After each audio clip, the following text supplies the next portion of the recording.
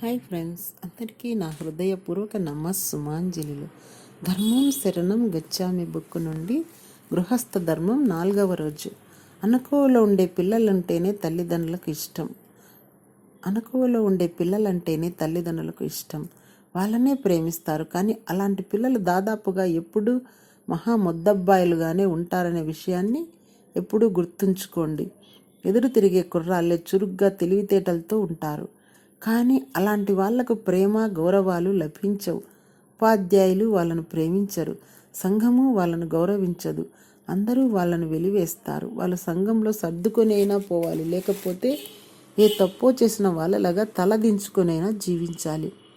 అత్యంత సహజంగానే తమ తల్లిదండ్రుల్లో మంచిగా ఉండలేకపోయామని, వాళ్ళను సంతోష పెట్టలేకపోయామని వాళ్ళు భావిస్తారు. సహజ స్వభావాలతో అందరూ జీవిస్తున్నట్లయితే మరొకరిలా ఉండేందుకు ప్రయత్నిస్తూ ఉండకపోతే ఓ అమోఘమైన తెలివి మీలో ఉద్భవించి ప్రజ్వరిల్లుతుంది. జీవితానికి, సృష్టికి ఇదొక మౌలిక న్యాయం. మీ పిల్లలకు స్వేచ్ఛనివ్వండి, నిర్దేశించే జీవన విధానాల్ని కాదు. మీరు ఆ చిన్నారికి ఏమీ ఇవ్వలేరు, కేవలం వచ్చారంతే. అయినా ఏదో ఒక కానుకను అందించాలని అనిపిస్తే మీరు ఒక పని చేయండి, వాళ్ళకి అడ్డుపడకండి.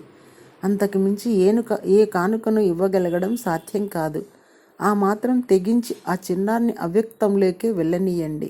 గమ్యం గోచరించని ఆ అప్రమేయంలోకే వెళ్ళనీయండి. ఇదెంతో కష్టమైన పనే. తల్లిదండ్రులకు అంతులేని భయాన్ని ఇది కలిగిస్తుంది.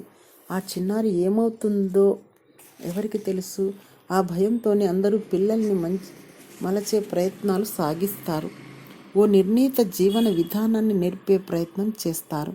ఆ భయంతోనే పిల్లలను ఓ దారిలోనే నడిచేలా చూస్తారు. ఓ లక్ష్యాన్ని నిర్దేశిస్తారు. తమ భయంతో పిల్లలను నాశనం చేస్తున్నామన్న ఆలోచనే వాళ్ళకు కలగదు. పిల్లల బ్రహ్మానందాన్ని పోగొట్టుకుంటారు. మీ పట్ల కృతజ్ఞులుగా ఉండలేరు. మీపై ఓ నిరంతర వైరం తయారవుతుంది. మూలాధారానికి అతి సమీపంలో ఉంటున్న చిన్నారులను అతి దూరంలోకి వెళ్ళిపోయి ఉన్న పెద్దలే గౌరవించాలి. పిల్లలు ఇంకా సహజంగానే ఉన్నారు.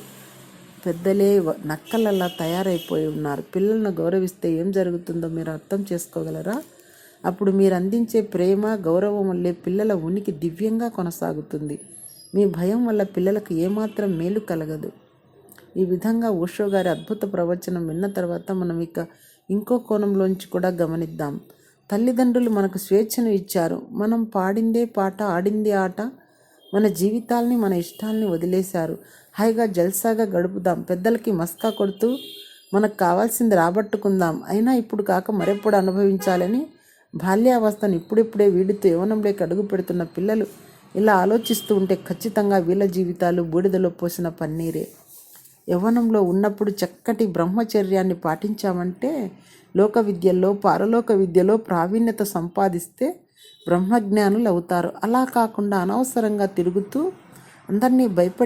అందరికీ భయపడుతున్న బ్రతుకులు బండలు చేసుకుంటే బ్రతుకు బండలే అవుతుంది. విత్తును బట్టే చెట్టు యోగ్యత బట్టే ఫలాలు. ఆలోచన విత్తమైతే సాధనే చెట్టు అవుతుంది, ఫలితమే ఫలాలు. ఈనాటి యువతీ యువకుల ఆలోచనల్లో స్పష్టత లేదు, గాఢత లేదు. లక్ష్య సాధనల్లో అనుమానం. బాల్యం నుండి యవ్వనంలోకి వస్తున్నారు. విత్తనం చెట్టయింది, కానీ మోడు వారిపోతోంది. అంటే లక్ష్య సాధనలో నీరు కారిపోతున్నారు. శుద్ధత లోపిస్తూ ఉంది. ఇలా జరగటానికి కారణం చేయవలసిన టైంలో చేయవలసినవి చేయకపోవటమే. పర్యవసానం జీవితమంతా నిరాశ, నిస్పృహ, నిట్టూర్పులు. ఇచ్చిన స్వేచ్ఛను, ప్రేమను, జ్ఞానాన్ని సరిగ్గా వాడుకోలేకపోవడం యువత తప్పు. కనుక శిక్ష తప్పదు. ఈ విధంగా పెరిగిన వాళ్ళు తమ దుస్థితికి జన్మనిచ్చిన వారిని, సమాజాన్ని తప్పుపడుతూ తప్పుదోవ పడతారు.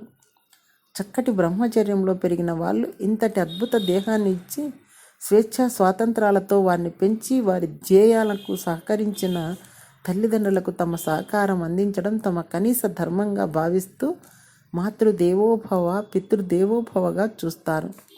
తల్లిదండ్రుల్ని కేవలం తల్లిదండ్రులుగానే చూడకుండా వాళ్ళ అనుభవ సుజ్ఞాన పాఠాలని వింటూ ఎప్పటికప్పుడు తమ బుద్ధిని పదును పెట్టుకుంటూ గురుర్దేవోభవగా చూస్తారు. కుటుంబానికంతా తమ సంపూర్ణ సహకారాన్ని అందిస్తూ, అవసరం అనుకున్నప్పుడు సభ్యుల సహకారాన్ని అర్థిస్తూ తమ ధ్యేయ సాధనల్లో మున్ముందుకు పోతుంటారు. అదే బాల్య యవ్వనాల్లో బాలల యవ్వనులకు తమ వరకు తాము పాటించవలసిన గృహస్థ ధర్మం.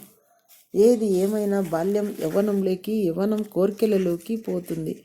ఓ ముహూర్తాన దంపతులు కావడం, నూతన గృహస్థ ధర్మాచరణకు శ్రీకారం చుట్టడం జరుగుతుంది. దాంపత్య జీవనంలో కీచులాటలు, బాధపడటాలు లేకుండా సదవగాహనతో చక్కగా సంసారాన్ని నడుపుకోవటానికి కొన్ని సూత్రాలున్నాయి. ఆ సూత్రాలను పాటించటమే గృహస్థ ధర్మం. Thank you.